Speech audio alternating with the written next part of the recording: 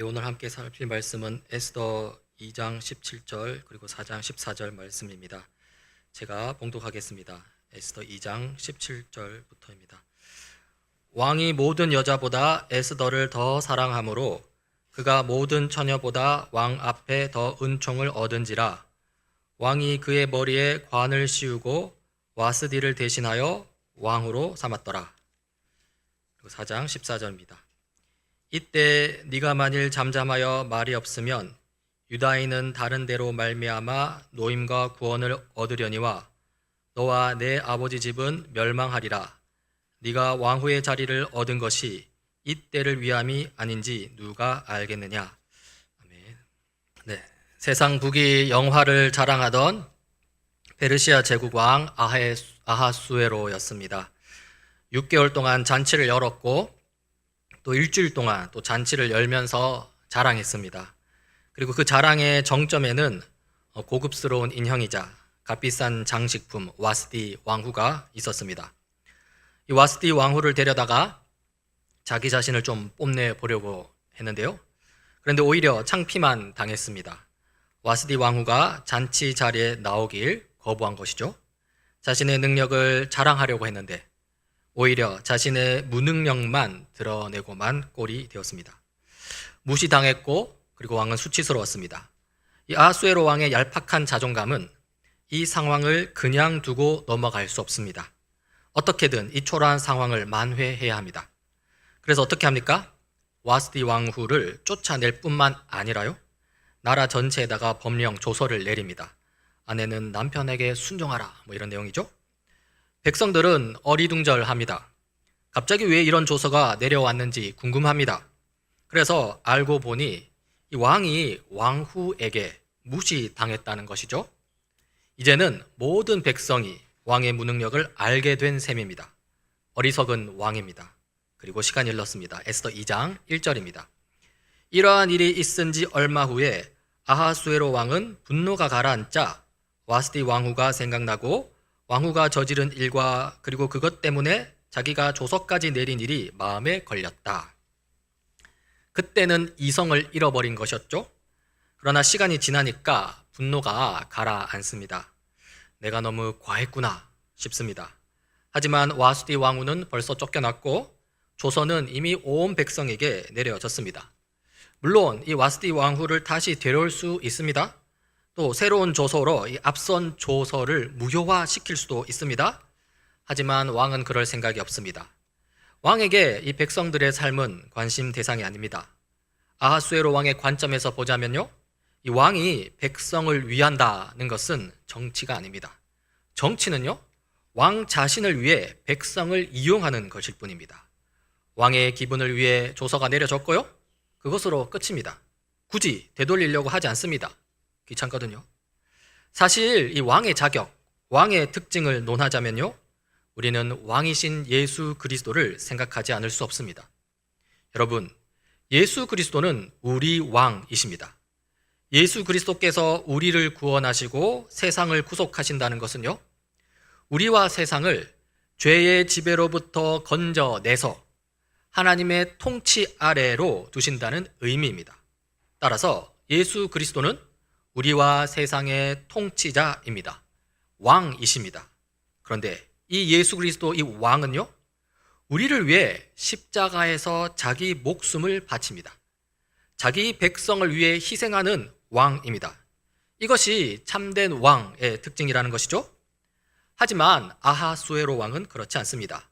자기를 희생하기는커녕 자기 자신의 기분을 위해 백성의 삶을 쥐락펴락합니다. 백성은 왕의 행복을 위한 소모품일 뿐입니다. 도구일 뿐입니다. 타락한 왕의 특징이죠. 이런 왕이기 때문에 이 비어있는 왕후 자리는요, 이 새로운 왕후를 다시 데리고 오면 그만입니다. 더 예쁜 인형, 더 값비싼 장식품으로 채우면 됩니다. 그리고 이 왕의 생각을 잘 아는 신하들이 왕에게 말합니다.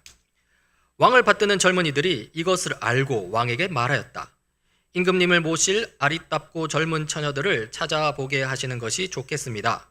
임금님께서 다스리시는 각 지방에 관리를 임명하시고 아리답고 젊은 처녀들을 뽑아서 도성 수산으로 데려오게 하시고 후궁에 불러다가 궁녀를 돌보는 내시 해계에게 맡기시고 그들이 몸을 가꿀 화장품을 내리십시오. 그리하신 뒤에 임금님 마음에 드는 처녀를 와스티 대신에 왕후로 삼으심이 좋을 듯합니다. 왕은 그 제안이 마음에 들어서 그대로 하였다.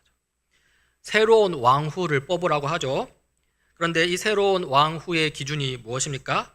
아름답고 젊은 처녀입니다. 각 지방에서 그런 처녀들을 뽑아 올리라고 하죠. 그렇게 데려온 처녀들을 또 어떻게 한답니까? 화장품을 줘서 몸을 가꾸라고 합니다. 더욱더 예쁘게 만들겠다는 것입니다.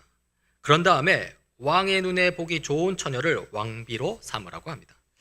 2절부터 4절까지를 보면 마음에 든다는 표현이 2번 나옵니다. 첫 번째, 마음에 든다라고 번역한 이 구절은 히브리어로는 눈에 보기에 좋다라는 의미입니다. 왕비의 외모를 보겠다는 것이죠. 예쁜 거를 뽑겠다는 것입니다. 예쁜 것이라고 하면 기분 나쁜데요. 그러나 아하수에로 왕이 왕후를 지금 그렇게 취급하고 있습니다. 그리고 두 번째, 마음에 든다라고 번역한 구절은 귀에 듣기에 좋다는 의미입니다. 예쁜 왕후를 뽑으라는 신하들의 조언이 귀에 듣기에 좋다는 것이죠. 결국 아하수에로 왕이 뽑고자 하는 왕후는요, 왕 자신과 함께 인생의 목적을 공유할 삶의 동반자가 아닙니다. 인격체로서의 한 사람이 아닙니다. 고급스러운 인형, 값비싼 장식품일 뿐입니다. 아하수에로는 변한 게 하나도 없습니다. 자, 이렇게 아하수에로 왕이 새로 뽑을 왕비 이야기로 마음이 들떠 있을 때 새로운 인물이 등장합니다. 모르드게입니다. 5절 6절입니다. 그때 도성 수산에는 모르드게라고 하는 유다 남자가 있었다. 그는 베냐민 지파 사람으로서 아버지는 야엘이고 할아버지는 시므이고 증조부는 기스이다. 증조부 기스는 바빌론 왕 느부갓네살이 예루살렘에서 유다 왕 여고냐와 그의 백성을 포로로 끌고 왔을 때 함께 잡혀온 사람이다. 이 모르드게는 베냐민 지파입니다. 즉 이스라엘 사람입니다. 모르드게의 증조부는 약 100년 전 바벨론 왕 느부갓네살에게 포로로 잡혀온 사람입니다. 이 구절은 모르드게의 정체성을 밝혀줍니다. 모르드게는 바벨론 포로의 자손, 유대인입니다. 그리고 나서 에스더도 소개하는데요. 7절입니다. 모르드게에게는 하다사라고 하는 사촌 누이 동생이 있었다. 이름을 에스더라고도 하는데 일찍 부모를 여의었으므로 모르드게가 데려다가 길렀다. 에스더는 몸매도 아름답고 얼굴도 예뻤다. 에스더가 부모를 여의었을 때 모르드게가 그를 딸로 삼았다. 이 모르드게의 사촌 동생입니다. 사촌 동생이라 하니 에스더도 유대인입니다. 에스더의 부모님은 일찍 죽었습니다. 그래서 모르드게가 길렀고요. 사촌 동생이지만 나이 차이가 꽤 많이 난 터라 이 딸로 입양해 키웠습니다. 그런데 이 에스더에 대한 소개 내용이 더 있습니다. 이렇습니다. 에스더는 몸매가 아름다웠다. 얼굴도 예뻤다. 이것은 복선입니다. 지금 아하수에로 왕이 예쁜 인형, 멋진 장식품을 찾고 있다고 했는데요. 거기에 알맞은 사람입니다. 그리고요, 왕후를 뽑기 위한 왕의 조서가 각 지방으로 내려옵니다. 8절입니다. 왕이 내린 명령과 조서가 공포되니 관리들은 처녀를 많이 뽑아서 도성 수산으로 보내고 헤게가 그들을 맡아 돌보았다. 에스더도 뽑혀서 왕궁으로 들어가 궁녀를 맡아보는 헤게에게로 갔다.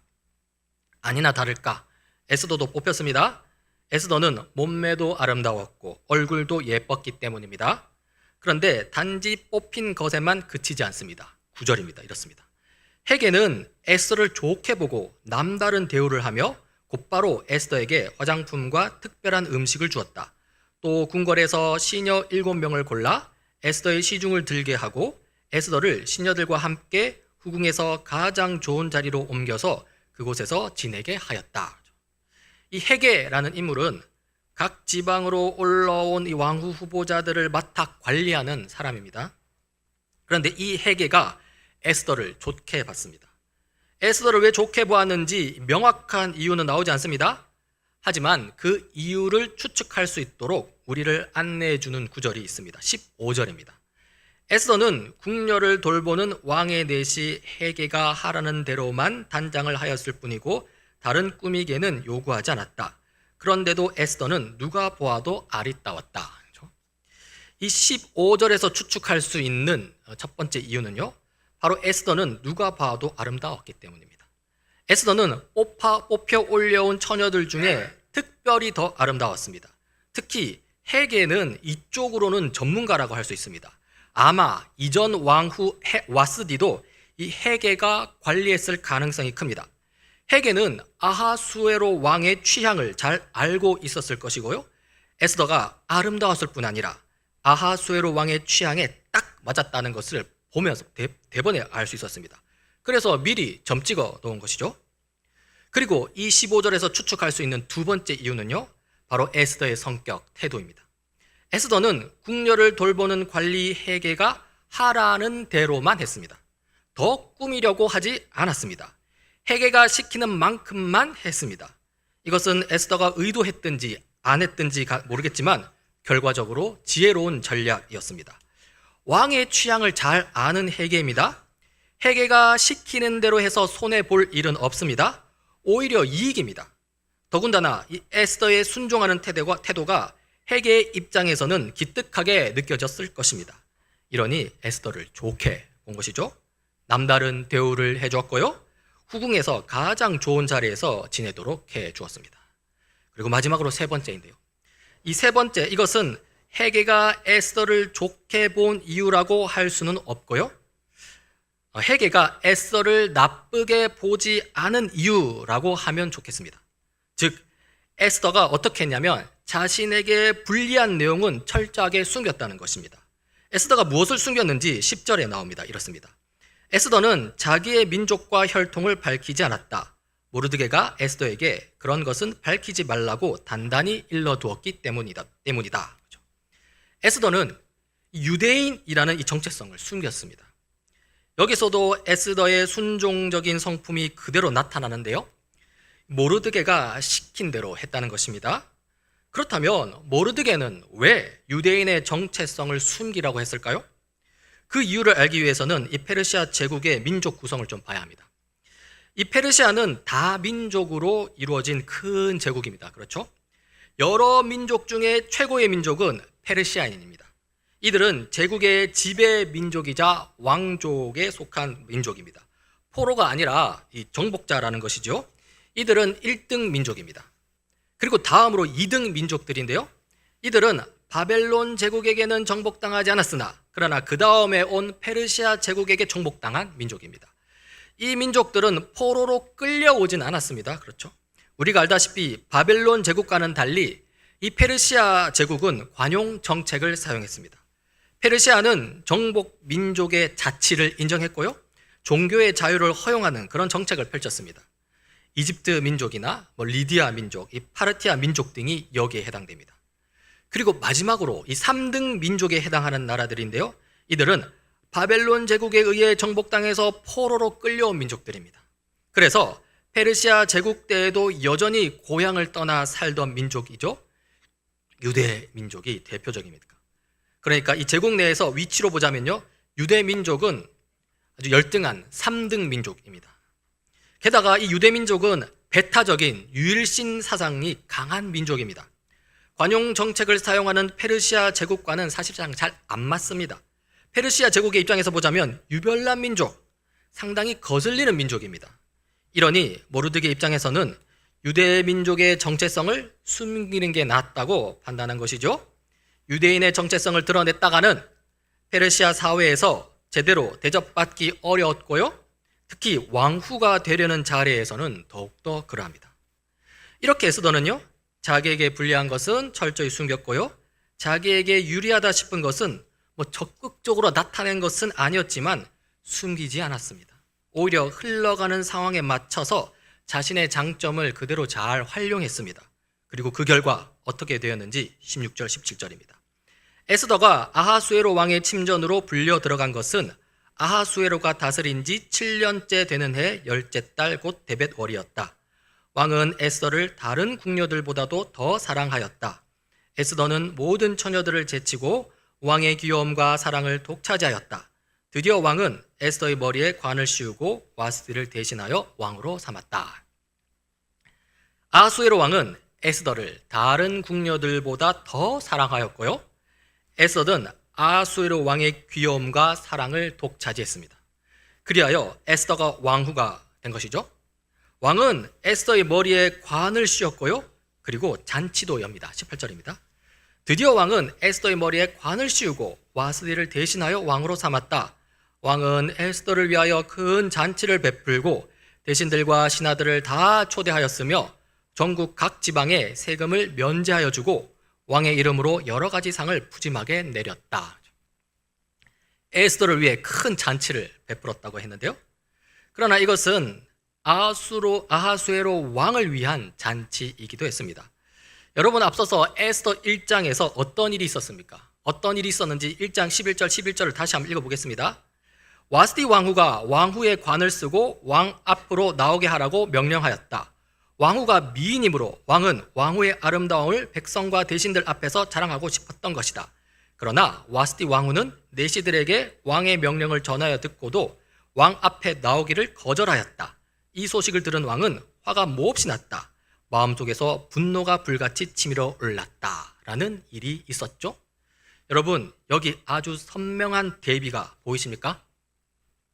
앞서서 아하수의 왕은 와스디 왕후에게 관을 씌우고 잔치 중에 왕후를 자랑하고 싶어 했습니다. 하지만 실패했죠. 하지만 에스더 왕후는 어떻습니까? 왕후의 관을 씌우고요. 그리고 잔치 중에 왕후를 자랑하는 그 일을 결국 달성한 것입니다. 다시 읽어볼까요? 2장 17절입니다. 드디어 왕은 에스더의 머리에 관을 씌우고 와스디를 대신하여 왕후로 삼았다. 왕은 에스더를 위하여 큰 잔치를 베풀고 대신들과 신하들을 다 초대하였으며 전국 각 지방의 세금을 면제하여 주고 왕의 이름으로 여러 가지 상을 푸짐하게 내렸다. 결론적으로 보자면요, 에스더 왕후는요, 아하수에로 왕의 예쁜 인형, 값비싼 장식품의 역할을 충실하게 수행해낸 것입니다. 지금까지 우리는 에스더 2장의 이야기를 살펴보았습니다. 2장에 나타난 에스더의 삶을 우리는 어떻게 평가할 수 있을까요? 저는 앞서서 에스더 2장 이야기를 여러분에게 들려드리면서 에스더의 삶에 대해서 이미 평가를 내렸는데요. 그렇죠? 에스더 왕후는 아하수에로 왕의 예쁜 인형, 값비싼 장식품의 역할을 충실하게 수행해냈다. 좋은 평가가 아닙니다. 문제가 있다는 것입니다. 그런데 이런 평가가 나오기까지 그 과정을 좀 살펴볼 필요가 있습니다.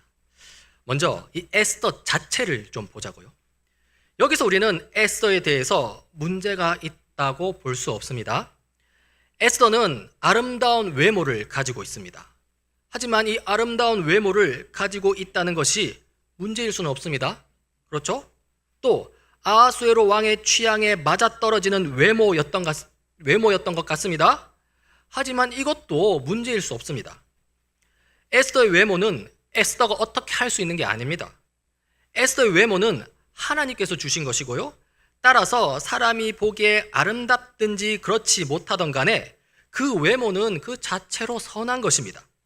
그러니까 에스더의 외모는 절대 문제가 될 수 없다는 의미입니다. 다음으로 에스더의 성격과 행동입니다. 에스더는 순응하는 성격을 가졌습니다. 순종적인 행동을 많이 보였죠. 궁녀를 관리하는 헤게가 시키는 대로 자기 자신을 꾸몄고요.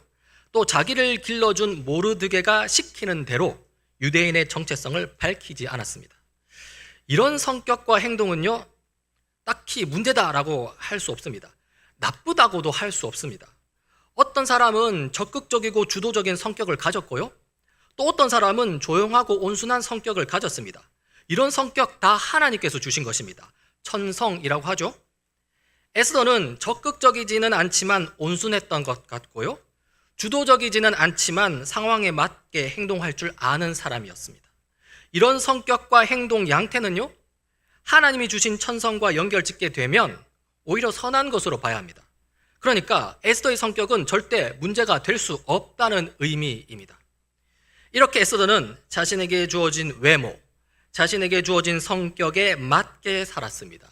그리고 왕후가 되었습니다. 자, 그런데요, 에스더 2장에 나타나는 이 에스더의 삶에 대한 평가는 좋지 못합니다.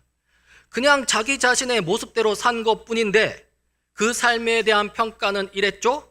에스더 왕후는 아수르 왕의 예쁜 인형, 값비싼 장식품의 역할을 충실하게 수행해냈다. 왜 에스더는 이런 좋지 못한 평가를 받아야 할까요? 다시 말씀드리지만 에스더 자체에는 아무 문제가 없습니다. 에스더 자체는 오히려 하나님께서 주신 외모와 성격에 맞게 행동한 바 선하다고 할 수 있습니다. 그렇다면 도대체 문제가 어디서 발생했냐는 것입니다. 문제는요, 에스더 자체가 아니라 에스더가 살아가는 삶의 맥락에 있습니다. 에스더가 처한 삶의 자리, 그 삶의 배경에 문제가 있습니다. 거기에 어떤 문제가 있습니까?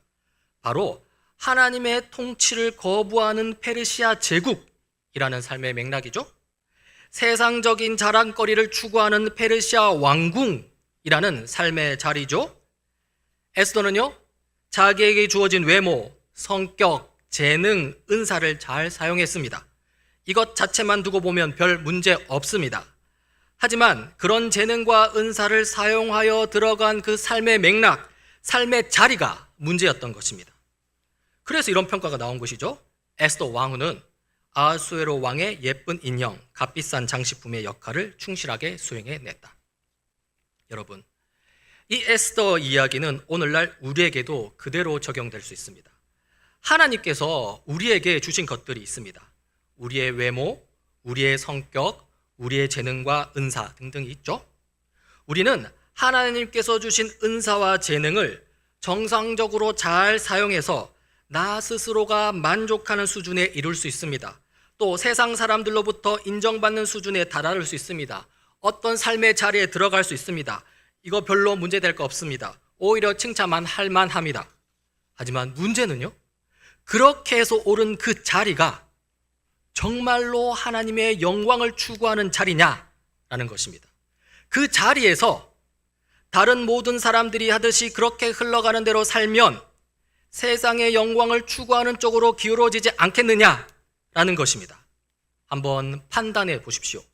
하나님께서 주신 재능과 은사를 잘 활용해서 내가 올라간 그 삶의 자리가, 그 삶의 맥락이 가만히 두면 하나님의 영광을 위해 흘러가는지 아니면 사람의 영광을 위해 흘러가는지 말입니다. 혹시 김아무개는 타락한 세상 영역에서 세상의 종 역할을 충실하게 수행해냈다라는 평가를 받는 것은 아닌지요? 이 아무개는 사회 구조를 유지하는 역할을 충실하게 수행해냈다라는 평가를 받고 있는 것은 아닌지요? 나는 그냥 삶을 살았을 뿐인데 내가 처한 삶의 자리 때문에 나쁜 평가를 받게 된 것이죠. 만약 나의 상황이 에스더 왕후처럼 아수에로 왕의 예쁜 인형, 값비싼 장식품의 역할을 충실하게 수행해냈다는 식의 평가를 받는 상황, 그런 상황이라면 그러면 여러분, 우리는 어떻게 해야 할까요? 당장 그 일을 때리쳐야 할까요? 어떻게 해야 될지 그 힌트를 에스더 이야기에서 찾을 수 있습니다. 다시 에스더 이야기로 돌아가는데요, 에스더 4장 14절입니다. 왕후께서는 궁궐에 계시다고 하여 모든 유다 사람이 겪는 재난을 피할 수 있다고 생각하십니까? 이런 때에 왕후께서 입을 다물고 계시면 유다 사람들은 다른 곳에서라도 도움을 얻어서 마침내는 구원을 받고 살아날 것이지만 왕후와 왕후의 집안은 멸망할 것입니다. 왕후께서 이처럼 왕후의 자리에 오르신 것이 바로 이런 일 때문인지를 누가 압니까? 이 성경 구절은요, 지금 에스더가 왕후가 된 이후에 일어난 이야기입니다. 상황을 좀 설명하자면요, 이 하만이라는 이 대적자에 의해서 지금 페르시아 제국 전역에 흩어져 살고 있는 이 유대 민족이 전멸을 당할 위기에 처했고요. 그 상황에서 이 모르드게가 에스더에게 찾아가서 왕으로서 이 역할을 하라고 요청하는 장면입니다. 이 성경 구절을 보면 모르드게가 재촉하는 장면이 나옵니다. 이런 때 왕후께서 입을 다물고 계시면 이라고 하죠. 모르드게는 유대 민족이 전멸당할 위기에서 이미 에스더를 찾아가서 말한 상황입니다. 왕을 만나서 이 문제를 해결하라고 에스더에게 요청한 상황입니다. 그런데 이 요청을 에스더가 지금 한 차례 거절했고요. 그래서 다시 지금 이렇게 재촉하는 것입니다. 이런 때 왕후께서 입을 다물고 계시며 이런 것이죠. 에스더 왕후여, 그대가 입을 다물고 이전에 했던 것처럼 왕후 자리만 보존하려고 한다면 이라고 지적합니다. 그러면 결국 당신 집안은 멸망하고 말 것이요 라고 경고합니다. 그러면서 이렇게 말합니다. 왕후께서 이처럼 왕후의 자리에 오르신 것이 바로 이런 일 때문인지를 누가 압니까? 여기에 바로 왕후 자리에 참된 의미가 있는 것입니다. 이런 일, 곧 왕으로서 유대 민족의 전멸을 막는 일, 이 일을 해야 한다는 것이죠. 이런 사명을 부여받았다는 것입니다. 앞서 살폈듯이 에스더 2장에서 에스더의 삶에 대한 평가는 좋지 못했습니다. 아하수에로 왕의 예쁜 인형, 값비싼 장식품의 역할을 충실하게 수행해냈다 였습니다. 만약 에스더가 이런 평가를 받고서 기분이 나쁘다거나 혹은 죄책감에 빠져서 왕후 자리를 던져버리고 나온다면 어떻게 될까요? 왕후 자리를 통해 하나님께서 하시려고 했던 일, 이런 일을 못하게 되는 것입니다. 따라서 왕후 자리를 그냥 버리고 나올 수는 없습니다. 오늘 성경 본문은 그런 걸 요구하지 않습니다. 우리도 마찬가지입니다. 하나님께서 주신 은사와 재능으로 세상 속에서 어떤 자리에 올랐다 합시다. 그런데 그 자리가 하나님의 영광을 아주 직접적으로 목적으로 두고 하는 자리는 아닙니다. 오히려 가만히 두면 그저 세상 영광을 추구하며 살아가는 자리가 되기 쉽습니다. 하지만 그렇다고 그 자리를 박차고 나올 수는 없습니다. 오히려 하나님께서 요구하시는 것은요, 그 자리에서 하나님께서 부여하신 사명을 행하라는 것입니다. 이런 거죠. 김 집사가, 이 장로가 이처럼 그 자리에 오른 것은 바로 이런 일 때문인지 누가 압니까? 이렇게 말한 것이죠. 그러니까 우리가 해야 할 일은요, 우리에게 주신 은사와 재능을 정당하게 잘 사용해서 오른 자리, 그 자리에서 만족해서 흐르는 대로 그냥 살아가는 것도 아니고요, 그 자리를 내팽개치고 그냥 나오는 것도 아니고요, 그 자리에서 내가 마땅히 해야 할 이런 일이 무엇인지를 찾아야 한다는 것입니다. 그리고 거기에 우리가 그토록 갈망했던 삶의 의미, 우리가 제대로 된 삶의 참된 의미가 있다라는 것이죠. 자, 그러면 다시 에스더로 돌아가 봅시다. 에스더는 지금 이런 일을, 이 사명을 요구받는 자리에 있죠. 지금 모르드게한테 재촉하고 있죠. 어떻게 했을까요? 결국 에스더 왕후는 그냥 흐르는 대로 살아가던 기존의 삶의 방식을 버립니다. 용기를 냅니다. 어떻게 하냐면 죽으면 죽으리라 하면서 비록 위험하더라도 왕으로서 할 수 있는 일을 해 나가는 모습, 그러니까 삶의 의미를 찾아가는 모습을 보여줍니다. 그러나 이 과정에서 우리가 주목해야 할 것은요, 수능적이었던 에스더가 주도적으로 변하는 그런 모습만이 아닙니다. 우리가 나중에 살펴보겠지만 이 에스더가 죽으면 죽으리라 하면서 자기를 장식품 취급하는 이 냉혹한 왕 아하수에로 앞에 나아가서 대적자 하만의 계략을 뒤집는 과정을 보면요, 거기에 보면 보이지 않는 하나님의 손길이 곳곳에 숨어 있습니다. 하나님의 도우심이 아주 진하게 있습니다. 그리고 여기에 에스더의 삶 전체를 감싸는 하나님의 섭리하심이 있습니다. 페르시아 제국이라는 삶의 맥락, 그 삶의 맥락을 덮어버리는 더 큰 맥락이 있다는 것이죠. 곧 하나님의 나라라는 더 큰 삶의 맥락이 있다는 것입니다. 그리고 우리도 마찬가지입니다. 우리가 그리스도인으로서 우리 삶의 의미를 찾아갈 때 우리의 삶 전체를 감싸는 하나님의 섭리하심이 있을 것입니다. 세상 나라라는 우리 삶의 맥락을 덮어버리는 하나님 나라라고 하는 더 큰 삶의 맥락이 있을 것입니다. 하나님 나라라는 이 크나큰 맥락은 하나님의 통치, 곧 하나님께서 우리와 함께 해 주심입니다. 물론 이 하나님의 함께 하심이 세상적인 성공을 꼭 의미하는 것은 아닙니다. 하지만 어떠한 방식이 되었든 간에 참된 의미를 찾고자 하는 우리에게 그 의미를 반드시 찾아주실 것입니다. 왜냐하면 하나님 나라라는 이 삶의 맥락은요, 세상 나라라고 하는 이 삶의 맥락보다 훨씬 더 크고 훨씬 더 강력하기 때문입니다.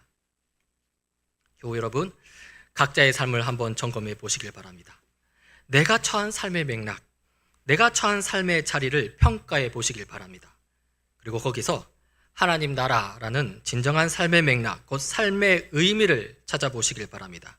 그리고 의미 있는 삶의 길을 걸어가 보시길 바랍니다. 시간이 걸릴 수 있습니다. 잘 안 보일 수 있습니다. 기회를 엿보아야 할 수 있습니다. 그러나 내 마음의 중심, 삶의 방향을 올바로 잡고 하나님께서 이끄시는 그 길을 걷고자 한다면 하나님께서 반드시 도와주실 것입니다. 하나님께서 삶의 의미를 찾아주실 것입니다. 그 일들을 기대하면서 오늘 우리에게 주어진 삶을 살아내길 바랍니다. 같이 기도하시겠습니다. 하나님 아버지, 에스더는 그녀에게 주어진 외모와 성격, 그녀에게 주어진 은사와 재능대로 살았습니다. 그리고 왕후의 자리에 올랐습니다. 세상 사람들이 보기에 흠모할 만한 자리였지만 그러나 하나님 보시기에는 여전히 부족한 자리였습니다. 에스더에게 필요한 것은 하나님이 주시는 삶의 의미였습니다. 그리고 에스더는 그 삶의 의미를 결국 붙잡았습니다. 하나님 나라를 보았습니다. 주님, 우리 또한 삶의 자리에서 하나님이 주시는 삶의 의미를 붙잡게 하소서. 그 의미를 붙잡기 위해 애쓰는 우리를 도와주옵소서. 인내와 그 인고의 시간 속에서 섭리하시는 하나님의 선한 손길을 누리게 하옵소서. 우리도 하나님의 통치, 하나님 나라를 보게 하옵소서. 우리 주 예수 그리스도 이름으로 기도드립니다. 아멘.